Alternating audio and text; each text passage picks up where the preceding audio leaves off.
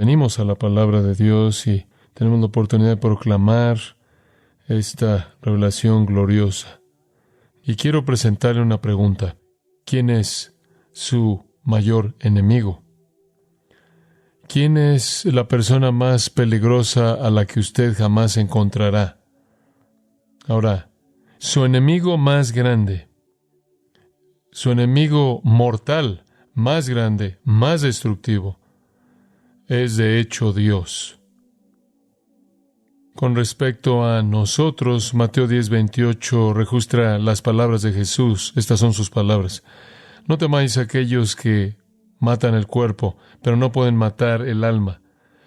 Temed más bien aquel que puede destruir el alma y el cuerpo en el infierno. Teman aquel que puede enviarlos al infierno. Ese es Dios mismo. Dios es la amenaza más grande para la vida de usted, para la vida de cualquier ser humano. La mayoría de la gente piensa que Dios es amigable hacia ellos. Piensan que Dios quizás va a ser la fuente de buena fortuna. Y por cierto, esta noción es apoyada por muchos cristianos y muchos predicadores cristianos que dicen con mucha frecuencia estos días que Dios ama a todo mundo y ama a todo mundo de manera incondicional y quiere ser el amigo de toda persona. Permítame echar a perder esa idea por un momento. Permítame traer algo de verdad en la imaginación sentimental de una manera de pensar así. La verdad es esta. Dios es nuestro peor enemigo. Proverbios 9:10 dice: el temor de Jehová es el principio de la sabiduría. Ahí es en donde la sabiduría comienza. Con el reconocimiento de la función que Dios tiene en el universo. Y esa es la función de juez. En el capítulo 8 de Proverbios, versículo 13, leemos esto. El temor de Jehová es aborrecer el mal. Entonces el temor del Señor es el principio de la sabiduría. ¿Qué significa temer a Dios? Significa odiar la maldad. Odiar la maldad. Porque usted entiende no solo la naturaleza de la maldad, que es destructiva en un sentido temporal, sino el resultado de la maldad, que es destructiva en un sentido eterno. Si usted va a temer algo, tema a Dios. No tema lo que solo puede destruir su cuerpo, tema aquel que puede destruir el cuerpo y el alma en el infierno. Y eso es lo que la Biblia enseña. Él es exactamente aquel a quien el mundo le diría a usted que no le tema. Y muchos predicadores le dirían que no tema a Él. Él es su amigo. No es su amigo. Él es su enemigo. Usted tiene que temer más que nadie a Dios. Escuche lo que dice la Biblia. Porque Jehová vuestro Dios es fuego consumidor. Dios está airado con el impío todos los días. Dios dijo: yo también actuaré en furia, mi ojo no perdonará, ni tendré compasión, y aunque clamen a mis oídos a gran voz, no los oiré. Y después esto, una descripción de Dios misma en el capítulo 63 de Isaías. Yo he pisado el lagar solo, yo los he pisado en mi enojo y los he pisado en mi furia.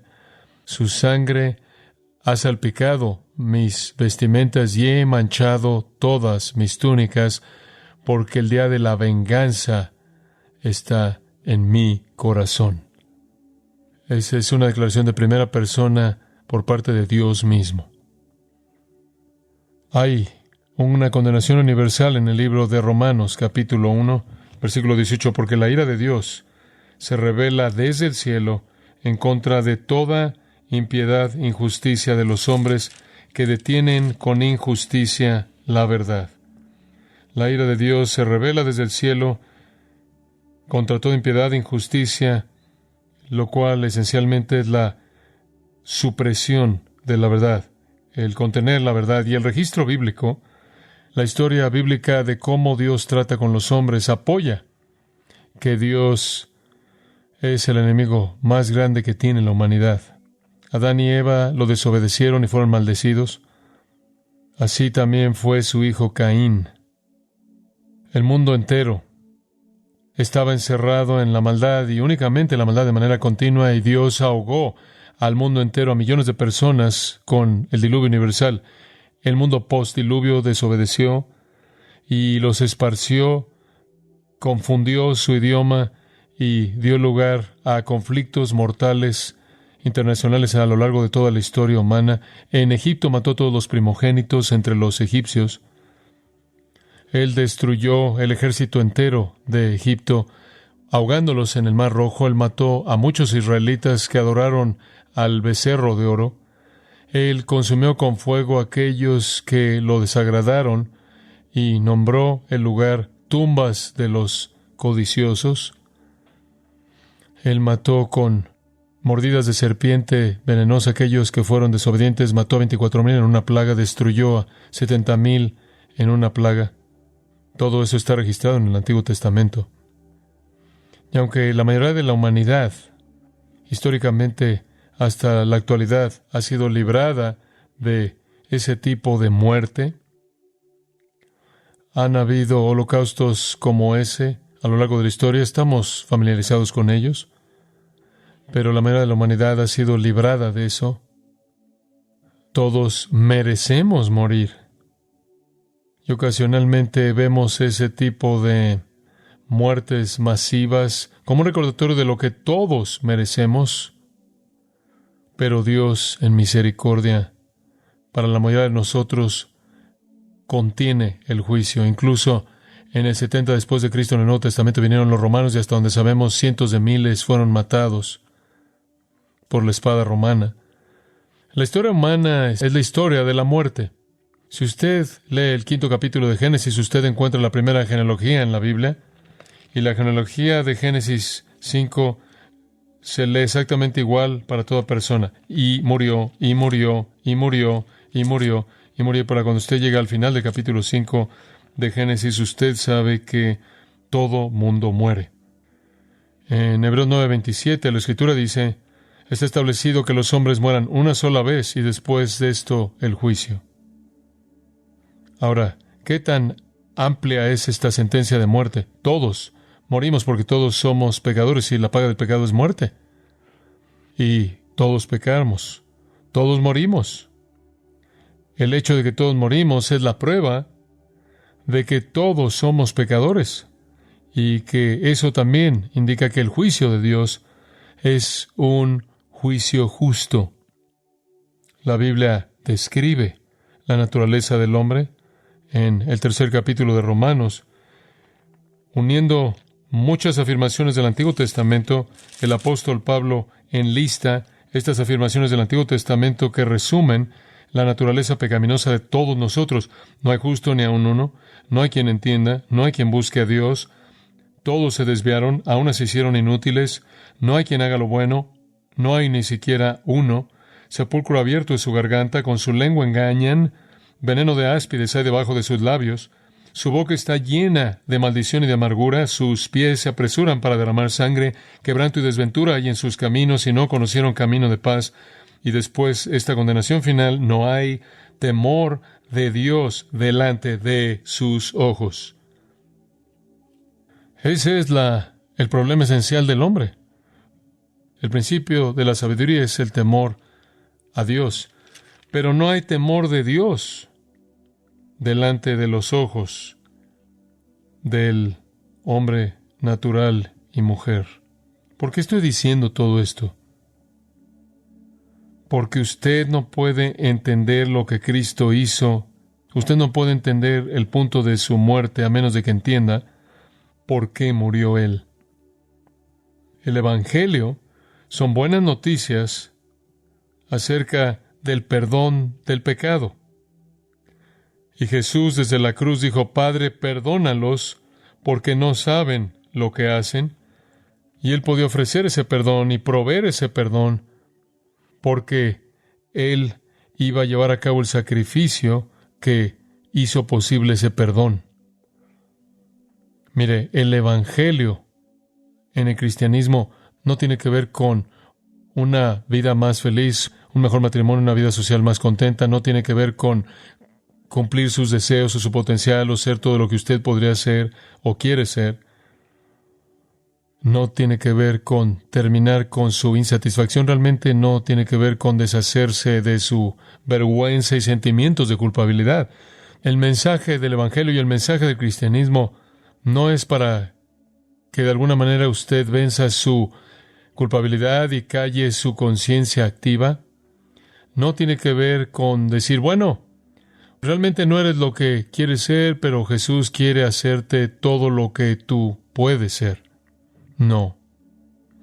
Eso ni siquiera es la esencia del pecado. La esencia del pecado no es definida por mis fracasos, por mis malas relaciones, por mis malas conductas. La definición del pecado no es cómo ofender a alguna otra persona, cómo daño a otra persona. Esa no es la esencia del pecado. La idea misma del pecado es que es una ofensa en contra del Dios Santo.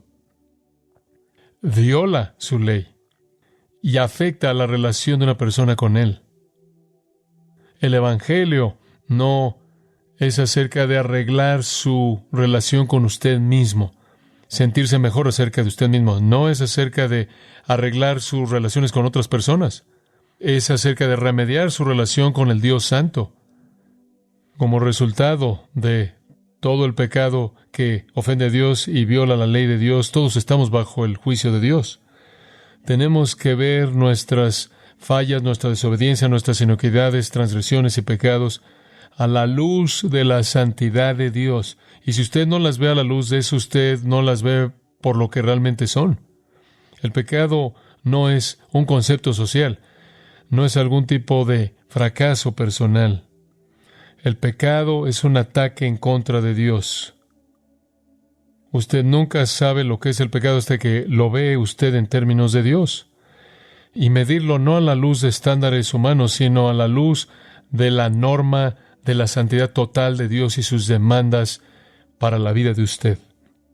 Usted necesita entender que todo pecado es un acto abierto de rebelión en contra de un Dios infinitamente santo, y debido a que usted pecó, usted está bajo su condenación. Jesús no viene como algún tipo de superpsiquiatra para tratar de arreglar su relación con usted mismo y la gente que lo rodea a usted. Él viene para arreglar su relación con el Dios Santo. Estar convencido del pecado y convencido de que está mal como pecado es medir su vida por la ley misma de Dios y darse cuenta de que básicamente usted se ha rebelado contra su autoridad. Usted lo ha ofendido, usted lo ha desafiado, usted lo ha blasfemado incluso. El pecador necesita estar aterrado. No veo mucho de eso en la actualidad. El pecador necesita estar aterrado. No hecho sentir que Dios es su amigo, cuando el hecho es que Dios es el enemigo más mortal y peligroso que el pecador tiene.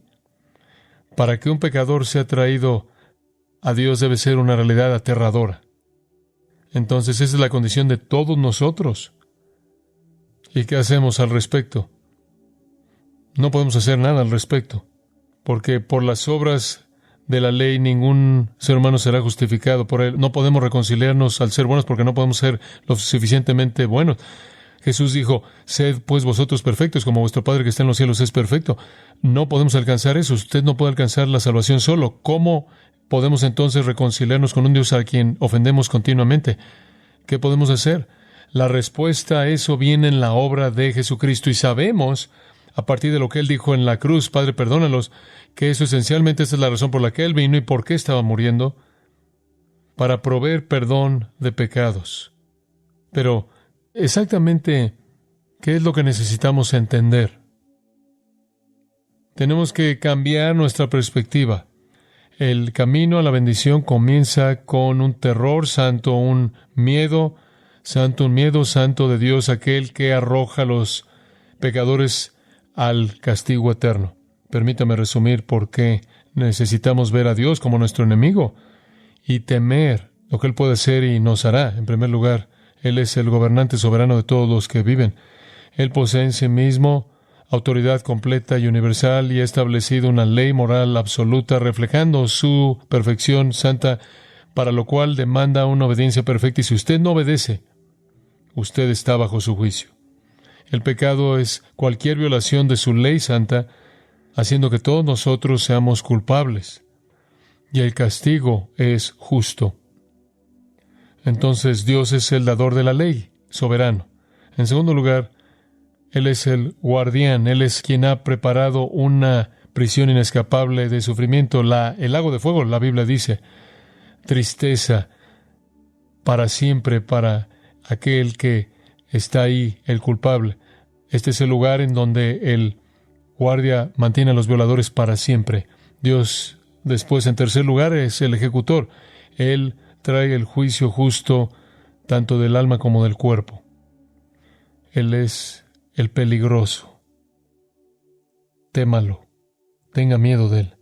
Todo eso es crítico, esencial, para entender el significado de la muerte de Cristo. Hasta que usted no entienda lo que le he dicho a usted hasta este punto, usted no puede entender el valor de la muerte de Cristo por nosotros. Y quiero que vea 1 Pedro 3:18, si tiene una Biblia, si no, simplemente escuche. Escuche lo que dice 1 Pedro 3:18, simplemente este versículo. Porque también Cristo padeció una sola vez por los pecados, el justo por los injustos, para llevarnos a Dios, siendo la verdad muerto en la carne, pero vivificado en espíritu. Eso es tan profundo. Pero vamos a explicarlo a detalle. Esta es revelación profunda. En primer lugar, Cristo también padeció por los pecados. Cristo murió por los pecados. Esa es la afirmación más grande, de más esperanza, más maravillosa, las mejores noticias que jamás podría presentarse a un mundo de pecadores. Él murió por los pecados. ¿Los pecados de quién? No eran los suyos. Él fue santo, inocente, justo, apartado de los pecadores. Él fue el santo de Dios. ¿Qué pecados? Los pecados de todos los que creerían en Él. Observe, su sufrimiento fue definitivo. Él padeció, murió. Algunas personas pueden sufrir algo de dolor para beneficiar a alguien más, pero no necesariamente entregar su vida. Algunas personas quizás de manera voluntaria podrían ofrecerse a sufrir alguna privación para satisfacer la necesidad de alguien, pero no necesariamente entregar su vida. Ninguno tiene mayor amor que que uno ponga su vida por sus amigos. Entonces, fue un sacrificio definitivo. Estuvo relacionado a los pecados, murió por los pecados, no los suyos. Él no tuvo ninguno. Regresa al capítulo 2, versículo 22, donde dice acerca de Cristo, el cual no hizo pecado, ni se halló engaño en su boca. Entonces dice el versículo 24, Él mismo llevó nuestros pecados en su cuerpo sobre el madero. Él murió por los pecados, pero no tuvo ningún pecado. Él murió por nuestros pecados. Entonces, fue el sacrificio definitivo. Y estuvo dirigido a enfrentar los pecados. En tercer lugar, fue único. También Cristo padeció una sola vez, hapax, una sola vez, con una validez perpetua, cubriendo toda la historia sin necesitar que se volviera a repetir. Una sola vez. Eso es muy diferente del sistema sacrificial del Antiguo Testamento, en el cual se mataban animales toda mañana, toda tarde, diariamente, durante siglos, y ningún sacrificio animal podía quitar el pecado. Una muerte. Él, mediante la única ofrenda de sí mismo, santificó a su pueblo para siempre. Una sola ofrenda. Entonces, su muerte fue el sacrificio definitivo y estuvo dirigido a los pecados. Fue única en el sentido de que fue una sola vez y fue amplia. Él murió una sola vez por los pecados. Padeció una sola vez por los pecados. Todos los que van a entrar al cielo, que básicamente son congregados en esa sola muerte. Primero de Juan 2 dice, Él es la propiciación para nuestros pecados, y no solo para los nuestros, sino para los pecados de todo el mundo. Y claro que la meta del Evangelio, la meta de la muerte de Cristo es asegurar reconciliación para pecadores con Dios, porque sus pecados han sido pagados. Y ese es lo siguiente en este versículo 18, Él murió de manera vicaria, el justo por los injustos. Otra manera de traducirlo, el recto por los que no son rectos. Dios lo castigó a Él por los pecados de todos los que jamás creerían en Él. En su sermón en Hechos 3, Pedro llama a Jesús el santo y justo, el perfecto, el que no tiene pecado. Llevó nuestros pecados en su cuerpo en la cruz. Llevó la furia completa de la ira de Dios. Llevó el infierno por nosotros. Dice usted, ¿cómo pudo Jesús absorber eso para todos los pecadores que creerían en Él a lo largo de la historia humana? La respuesta es que Él es una persona infinita y podía recibir un nivel de furia infinita de Dios, y Dios quedó satisfecho. ¿Cómo sabes que Dios quedó satisfecho? Dios lo resucitó de los muertos y así certificó la validez de su sacrificio. Su sufrimiento entonces fue el definitivo. Él murió, quien fue el objetivo, quien estuvo relacionado con los pecados, fue único. Una vez fue amplio para todos, vicario, los justos por los injustos, y después fue eficaz. Regresa al versículo 18. Para llevarnos a Dios. Reconciliación. Para llevarnos a Dios. Aquí está afirmado el propósito de la muerte de Cristo, para llevarnos a Dios. Jesús es aquel a quien Dios designó de manera oficial, el que abre la puerta, y abre la puerta al recinto del trono mediante su sacrificio, al haber llevado el pecado, y nos trae a Dios. Esto es lo que estaba pasando en la cruz. Lo que es sorprendente, Pedro lo resume en este solo versículo. Él concluye, siendo la verdad muerto en la carne, Él, al haber muerto en la carne, Él murió por los pecados, una sola vez, el justo por los injustos, para llevarnos a Dios. Él sufrió para traer reconciliación. Esto es lo que hace que Dios sea nuestro amigo.